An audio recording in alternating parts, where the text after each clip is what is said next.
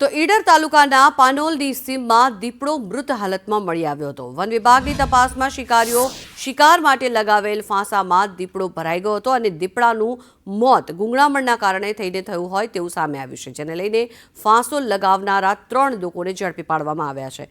પોલીસે આરોપીઓને ઈડર કોર્ટમાં રજૂ કરતા જામીન નામંજૂર કરી સબ જેલમાં મોકલી આપવા માટે હુકમ કર્યો હતો। કોર્ટે 3 જેટલા આરોપીઓને હાલ સબ જેલમાં મોકલ્યા છે અને તે લોકોની સામે કાયદેસરની કાર્યવાહી કરવામાં આવશે।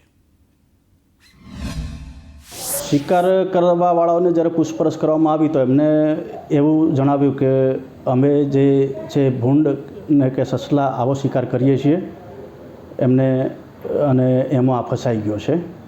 એ જે તે અમુક તો જે ખેતરમાં કોઈ બગાડ કરે છે એના માટે કરીએ છીએ એમ કહે છે, કેટલાક ખાવા માટે કરતા હશે।